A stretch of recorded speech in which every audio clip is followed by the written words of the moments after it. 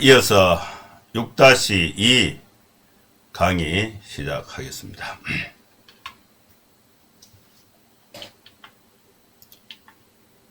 변증가들이 어떤 사상을 가졌는가, 변증가들의 그 사상에 대해서 한번 보겠습니다.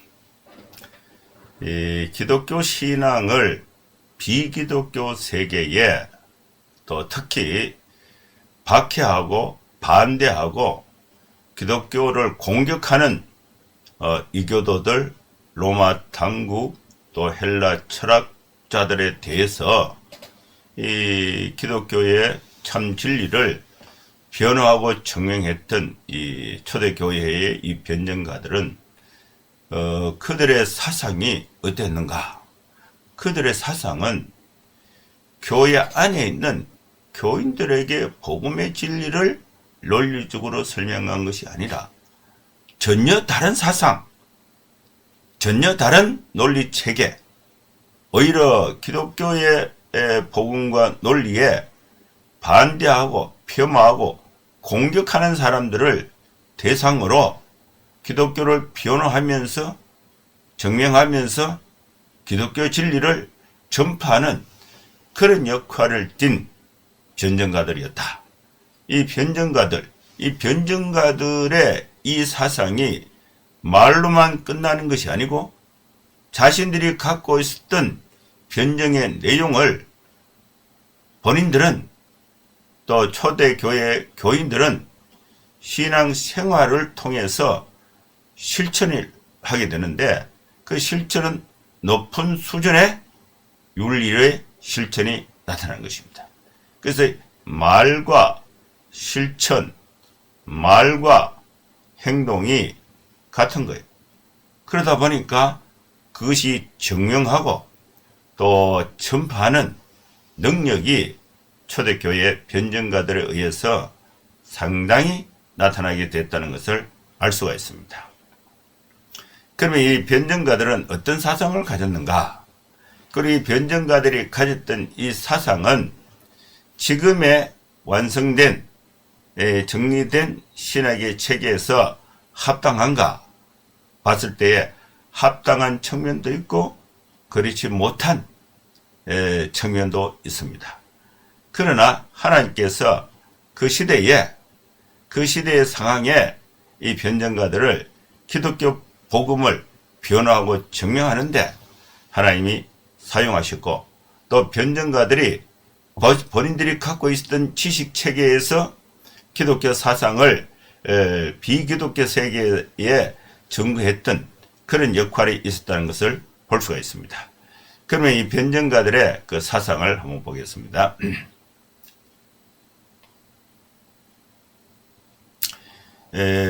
콰트라투스가 있습니다. 콰트라투스. 이분은 이제 2세기 초에 아테네의 감독으로 사역했습니다. 지금 이제 그 그리스 아테네죠. 사도행전에는 이 아테네를 그 아덴으로 이렇게 표현이 되어 있습니다. 시기는 하드리안 황제에게 자신의 변증서를 헌정을 했습니다. 황제에게 기독교를 소개하는 자신의 변증서를 황제에게 헌정을 했다. 근데 이 문서는 헌정했다는 내용은 있는데 헌정된 문서에 내용은 없어요. 본실이 되었습니다. 그래서 이 주변의 내용을 이렇게 정리했을 때에 기독교를 유대교와 이방 종교와 비교하면서 기독교의 우월성을 표현했던, 변화하고 증명했던 내용으로 추측하고 확인할 수가 있습니다.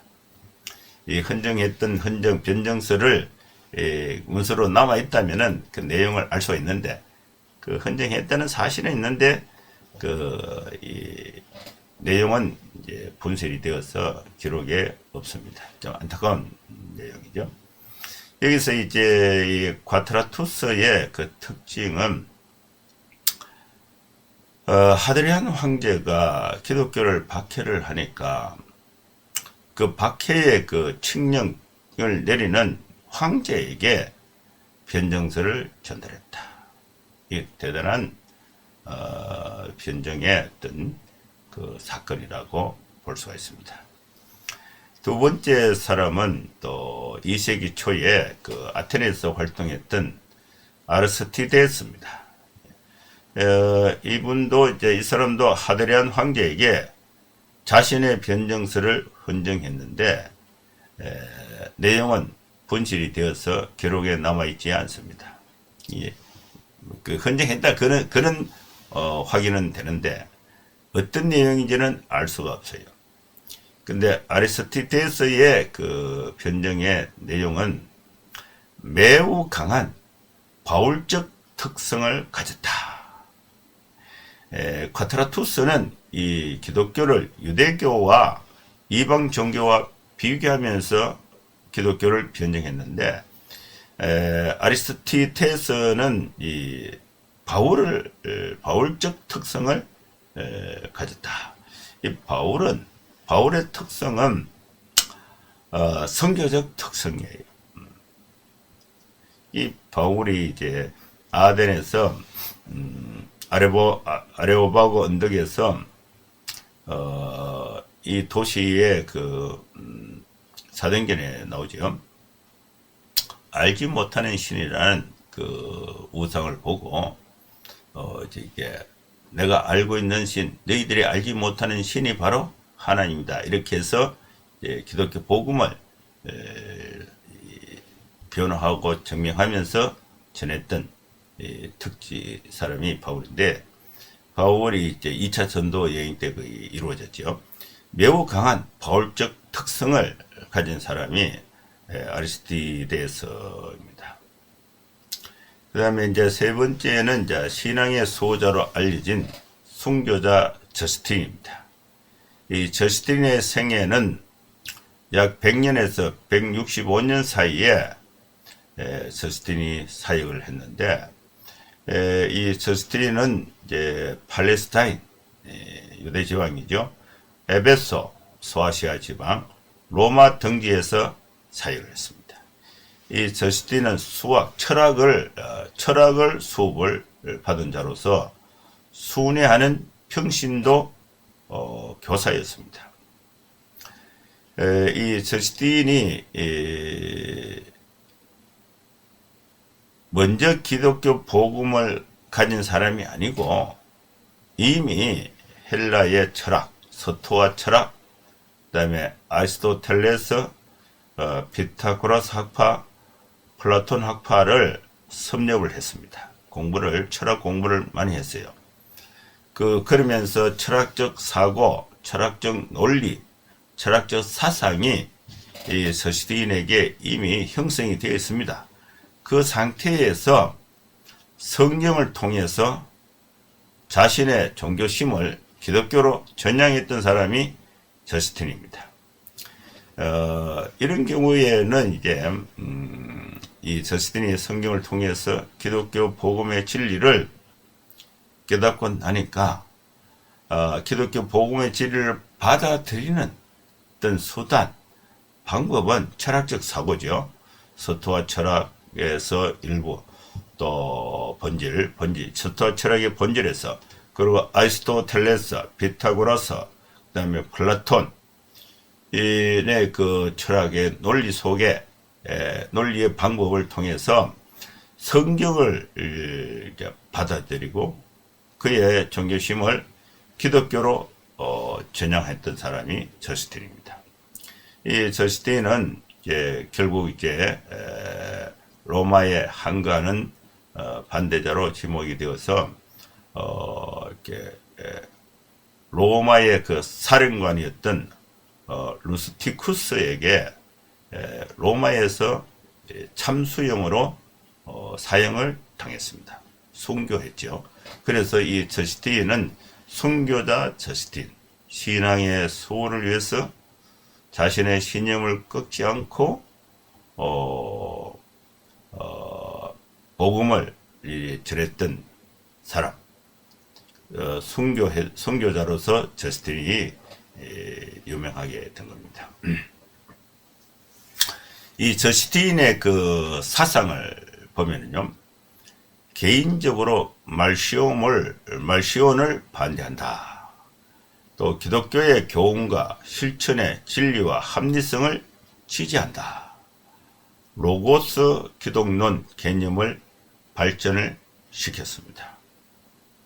그리고 예언과 이적과 또 윤리의 기초에서 기독교를 변정을 했습니다. 이 과거의 헬라 사상과 그리스도인의 사상 사이에 연속성을 보이고자 시도했습니다. 그리고 기독교를 모든 철학, 또 특히 플라톤주의의 완성으로 보았던 사람이 이 저스틴입니다. 이 저스틴의 사상에는 이미 예수를 믿기 이전에 본인이 가졌던 또 철학, 서토와 아리스토텔레스, 피타고라스, 그 다음에 플라톤의 이 철학을 섭렵한 상태에 있었어요. 그 논리가 이미 정리되어 있는데, 여기서 이제 복음을 받아들여서 기독교로 바뀌었는데, 기독교를 소개할 때에 이전의 철학의 논리를 사용해서 이 기독교는 플라톤주의의 완성으로 보았다. 이는 것을 단절되지 않고 그것을 이 연속성, 이교도 과거 헬라의 헬라의 사상과 기독교 사상에 어느 정도의 연속성이 있다는 것을 이렇게 조장하고 또 플라톤주의의 완성으로 보기도 했습니다. 이런 부분은 이제 지금의 어떤 신학적 기준에서 봤을 때에 문제가 되죠. 이 저스틴의 그 저서를 보면은 제1변정서가 있습니다. 제1변정서는 대변정서인데 같은 말이에요. 안토니우스 피우스 황제에게 보내는 글로서 기독교 신앙에 대한 변정서가 제1변정서입니다. 황제에게 보내는 기독교 신앙에 대한 변정서가 제1변정서. 제2변정서는 소변정서인데 로마의 그 원로원에 보내는 편지입니다. 제1변정서를 짤막하게 보충한 변정서가 제2변정서입니다. 그리고 또 이 유대인 트리포와의 대화가 있고, 이단에 대항하여, 말시온에 대항하여, 이런 책들이 저스틴의 저서가 있습니다. 이런 내용들은 이제 보면 이제 황제와 원로원, 그리고 유대인들, 또 이단, 또 말시온 이단에 대항하여 기독교의 참됨을 변호하고 증명하여. 그래서 이 초기 변정가들의 이 특징이에요, 특징. 기독교인들의 신앙 성장을 위해서 성경을 설명한 것이 아니라, 물론 이 들으면 신앙 성장이 되죠. 근데 그 대상이 기독교를 반대하는 사람들, 이교도들, 그리고 당시에 이 지식인, 헬라의 철학에 능통한 사람들, 이런 사람들을 대항해서, 이런 사람들을 대상으로 해서 변정서를 썼다 하는 것입니다. 이 선교적 변정이죠. 오늘날 우리 사회도, 현대 우리 한국의 교회도 기독교에 대한 사회적 공격과 폄하가 많이 나타나는데, 거기에 대한 이 변정이 이제 이루어져야 되죠. 정치적인, 또 종교적인, 또 윤리적인, 또 경제적인, 또 교육적인 이 변정이 필요를 하지 않느냐, 이 내용을 보면은 이것이 이제 우리의 필요가 있다는 것을 이렇게 깨달을 수가 있는 것입니다. 여기서 이제 전체의 동의는 아니지만은 이 차별금지법이나 그다음에 그 동성애 이런 부분은 그것이 이제 그 성경에 위반되고 또 잘못됐다 그런 것을 이렇게 많은 그 변정의 활동이 그리고 또 이렇게 입법 활동에 반대하는 그런 요소들이 기독교 내에서 기독교 밖으로 활동과 또 이렇게 변정이 나타나고 있는 것은 현실이 그런 현상도 있습니다. 근데 이 초대교회 변정가들은 대부분 교회 밖에 기독교 복음의 진리를 참됨을 변호 증명하는 그런 형태를 취했다는 것은 매우 오늘 우리 시대에 이렇게 깨닫고 적용하고 또 실행해야 되는 그런 하나의 도전과 교훈을 주고 있다고 볼 수가 있습니다. 네 번째 사람은 타티안인데 이 사람은 110년에서 172년 사이에 아수르, 시리아, 로마에서 사역했습니다. 이 타티안은 순교자 저스틴의 제자로 보이고 후에 영지주의로 전향을 했습니다. 기독교 변정가로서 활동을 하다가 영지주의자로 전향을 했다. 이것이 이제 조금 아쉬운 또 이런 사례도 있구나 볼 수가 있습니다. 이 타티안의 그 사상은 타 종교에 비해서 기독교의 우월성을 설명하려고 했다. 비교 종교를 하면서 이 기독교 우월성을 증명하고 설명을 하려고 했다는 것입니다. 그리고 이 타티안은 최초로 복음서들 간의 상호 조화성을 강조했습니다. 타티안의 추종자들은 후에 앵크라트파로 불리게 되는데 이 앵크라트파는 금욕적인 종파였어요. 그리고 결혼을 금지하고 육류, 고기, 술 이것을 금지하고 성적, 육체적 활동을 억제했던 파가 앵크라트파인데 이 앵크라트파는 타티안의 추종자들이었다 이렇게 볼 수가 있어요. 그래서 이것이 이제 성적, 육체적 또 금욕적 이것은 다 영주주의의 영향이거든요. 그래서 이 후에 타티안은 영지주의자로 전향했다는 것이 이제 확인이 됩니다. 안타까운 일이죠. 이 타티안의 저서를 보면은 사복음서를 하나로 조화시키고자 시도한 디아테사론 또 히랍인들에게라는 이제 이 저서가 있습니다. 그 다음에 그 다섯 번째는 아테나고라스, 아테네의 크리스찬 철학자가 아테나고라스입니다. 아테나고라스의 그 생애를 보면은 2세기 아테네의 신학자였고 또 플라톤의 추종자였습니다. 저술로는 고전적 문체로 저술을 활동을 했고 변정서로서 그리스도를 위한 변정서 이것은 이제 기독교를 비판하는 무신론, 카니발, 성적 문란이 사실과 다름을 해명하고 기독교의 높은 도덕 수준을 제시했습니다. 그리고 또 죽은 자의 부활에 관하여라는 책이 있습니다. 아테나고라스도 이제 그 시대의 고전적 문체로 또 저술 활동을 하고 여기도 이제 강조된 것이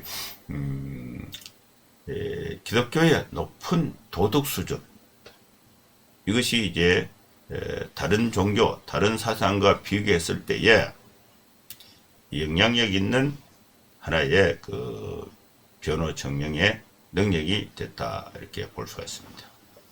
여섯 번째는 데오필루스인데 181년에 안디옥의 감독으로 사역했습니다. 이교 철학에 대해서 철저한 논쟁을 했는데 이 아우클리투스에게 보낸 편지죠. 라는 그 저수를 이제 했습니다. 그다음에 멜리토가 있습니다. 멜리토. 이 멜리토라는 사람은 190년 경에 사르디스의 감독이었어요. 이 14일 교도의 옹호자였는데 6월절 니산월 14일 당일에 부활절을 지키는 관습을 고수한 기독교 공동체가 14일 교도입니다. 로마의 부활절 관행과 충돌을 하게 됩니다.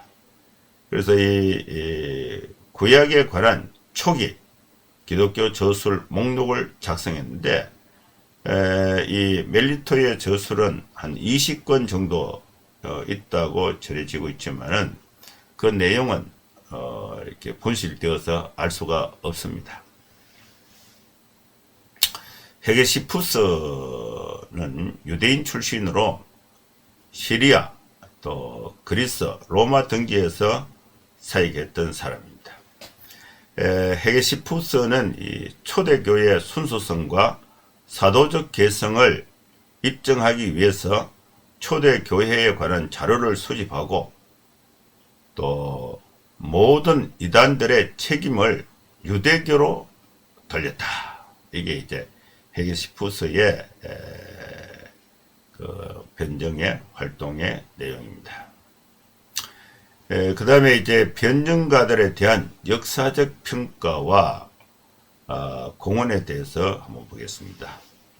역사적 평가는 세 방면으로 이렇게 볼 수가 있는데 철학적인 평가가 있고 교리적인 평가가 있고 로고스와 기타 신학적 개념으로서 변정가들을 평가하는 내용이 있습니다.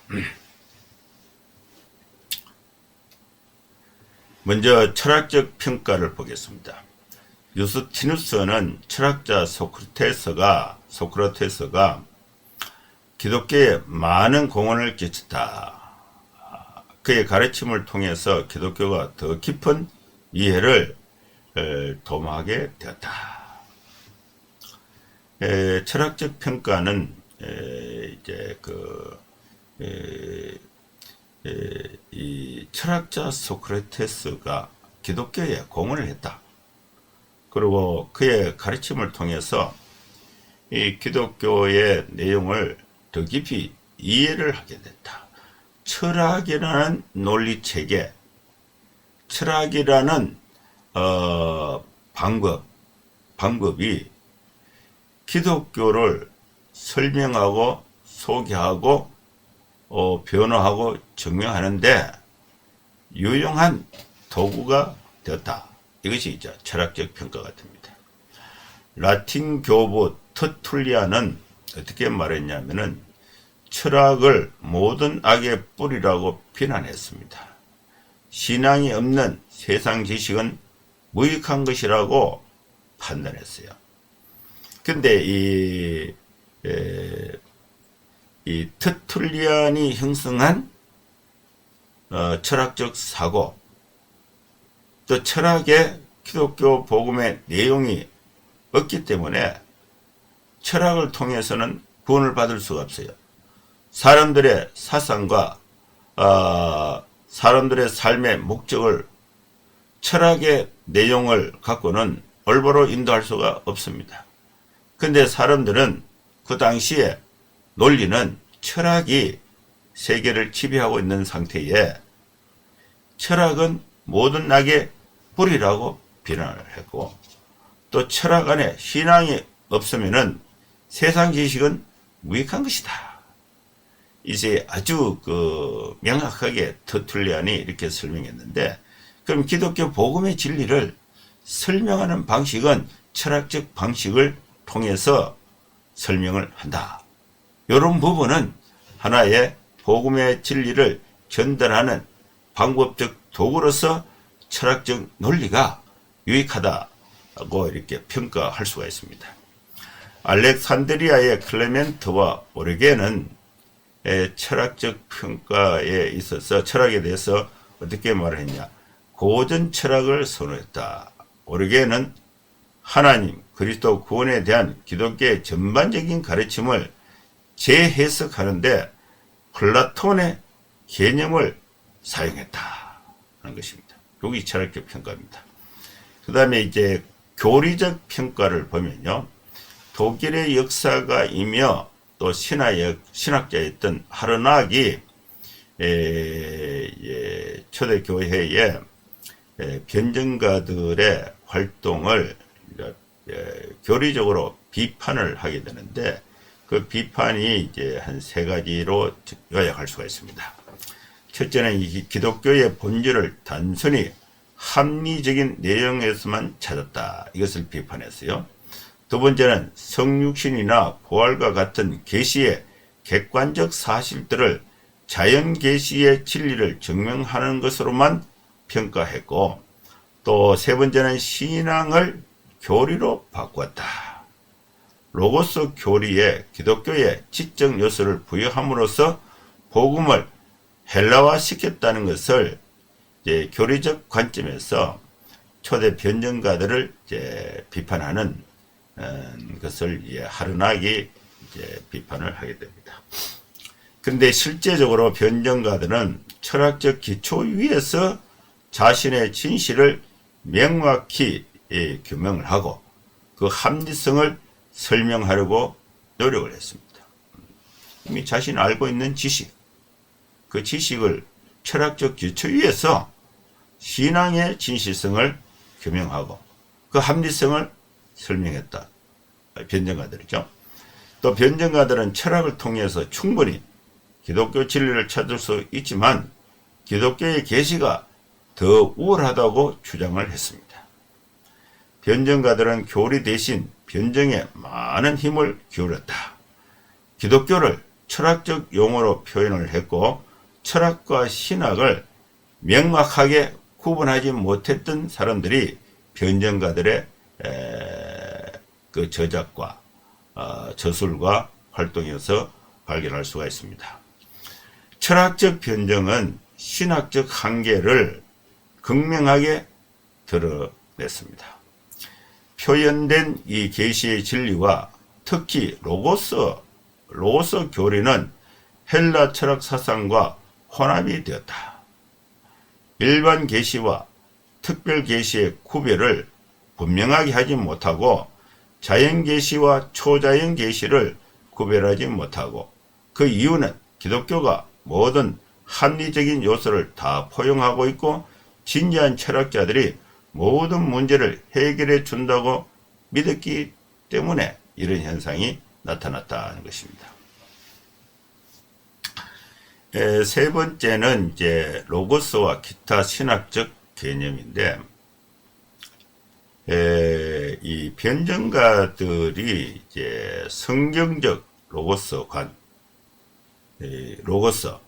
로고스에 대해서 영원히 하나님 안에서 존재하고 인격적 존재가 아닌 단순한 신적 이상이라고 이해했던 것. 이것이 이제 이 로고스에 대한 이 잘못된 이해다 이렇게 볼 수가 있는데, 일반적으로 변증가들은 성경적 로고스 대신에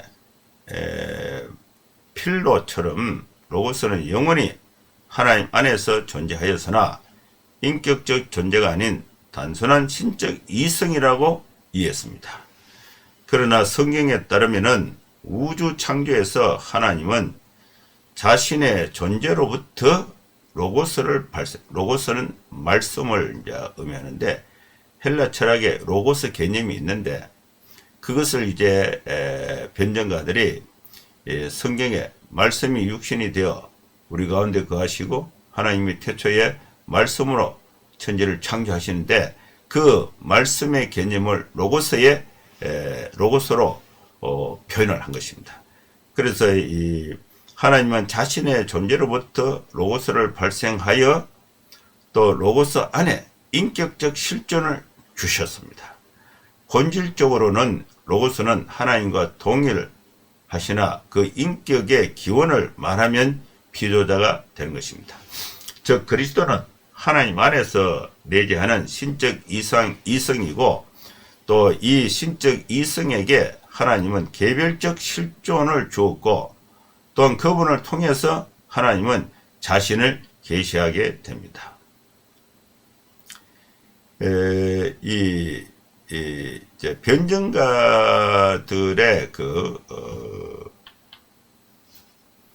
변증가들의 그 평가, 역사적 평가는 이렇게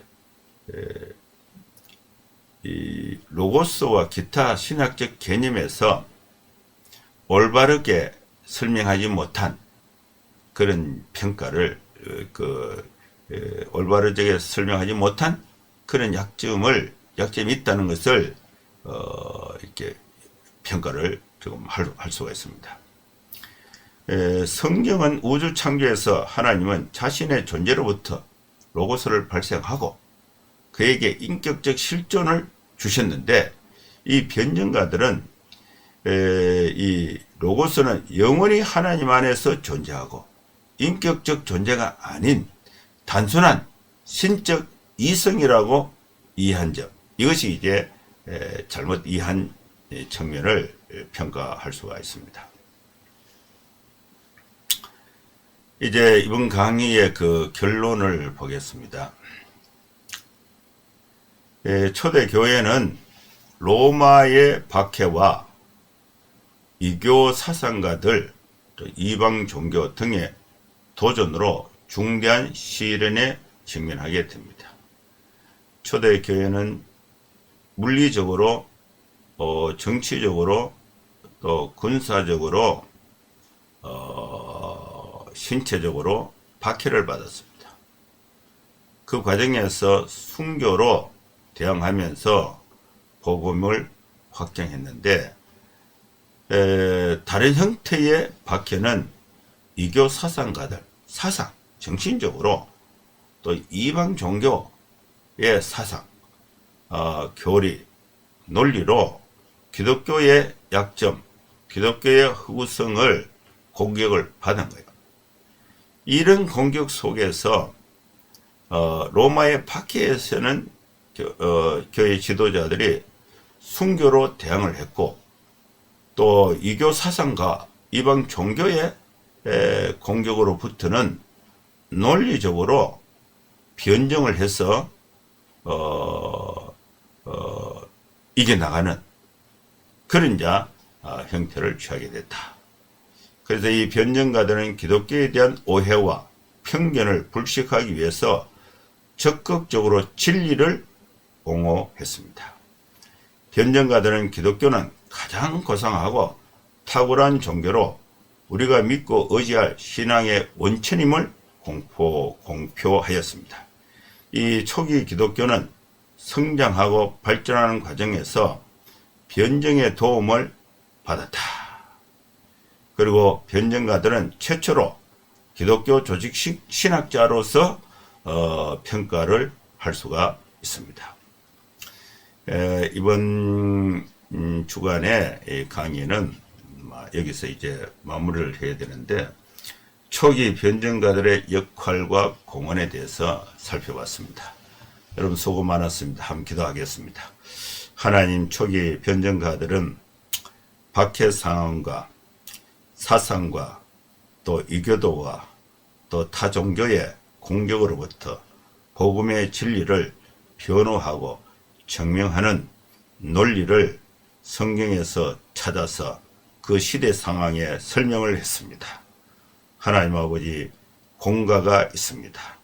오늘 우리 교회도 우리 시대에 기독교에 대한 기독교에 대한 오해, 기독교에 대한 공격에 대해서 변호하고 증명할 수 있는 능력을 키워서 복음의 우수성을 또 만천하에 만민에게 증거하는 교회의 능력을 회복하는 우리 교회가 되게 하여 주시고, 함께 공부하는 우리 원우들에게 하나님의 은혜가 함께하여 주시옵소서. 예수님의 이름으로 기도하옵나이다. 아멘. 감사합니다. 다음 주 수업에 뵙겠습니다.